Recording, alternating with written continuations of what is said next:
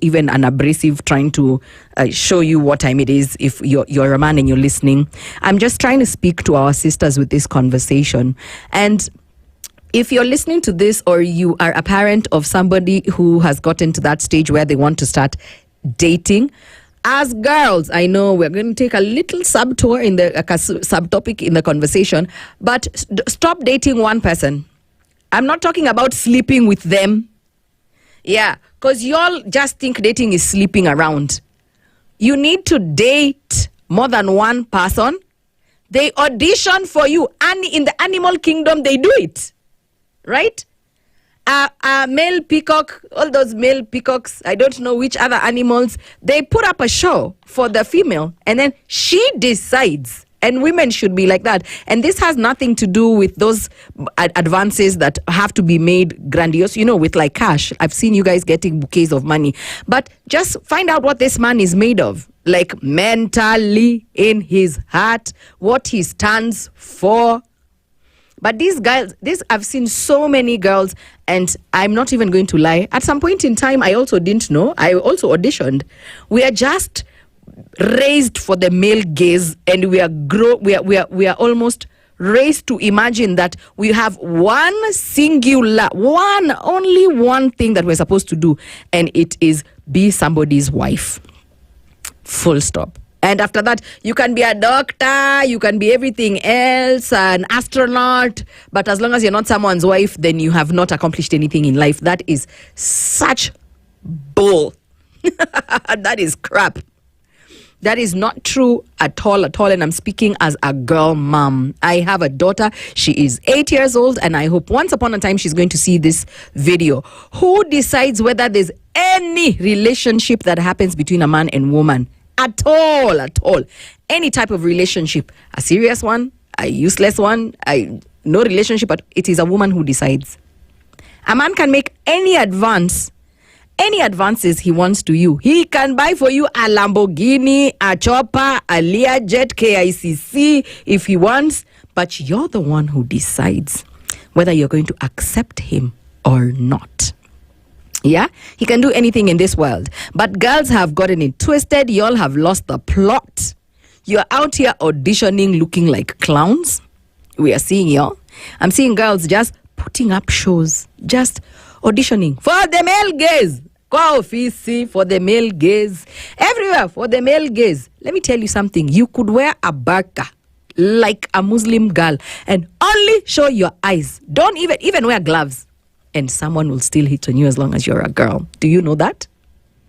They don't even stop hitting on us even at our age. I'm turning 40 in January. They are still coming, and younger even. The older I'm getting, the younger they're coming and telling me I don't even mind being number 2. So it's not even a question of age or whatever or what you look like. Youth is fleeting. No. I believe even if you're a woman and you have one eye, cyclops, somebody somewhere is going to try and mark you and test their game on you. But women don't know that. Girls don't know that. And that was the genesis and the whole essence of the conversation. Who decides? Who chooses who? Who chooses who? Because I see women girls, young girls especially, in awful situations lately, auditioning for the male gaze. Here too, some very intelligent, prettier that, in fact, God is improving the upcoming models ni serious. Ati unafikiria ni msupu, ngoja uende. Enda hata tu high school uone. Whoa, my God. The newer models are improved. Pro Max with Powerform Plus. Hotter. If you think you're it, you don't even have an idea. You're not it. You are yesterday's it. Every day inatoka gari mpya. Showroom. Hata ijaguswa na kiti yoyote. 0 mileage. Beautiful. And I don't mean 0 mileage disrespectfully to insult any woman. I'm just saying she has not been heartbroken. She has not even, you understand, she's just still in school eating, githeri and weevils. Whatever they're eating. That's what I mean. Like they're not seasoned in life. And then you think you're it. So walk around as a woman, not with a big head, feeling like the whole world and universe revolves around you, but just know that you have a say. You have a say in the relationship that you're going to be part of for the rest of your life. You choose that abusive man. You choose that sexist man. You choose that Neanderthal who thinks women belong in the kitchen. You choose. We come from a society where we still have choice. And you choose. So who decides? Man, I've told you again and I'll repeat it for emphasis.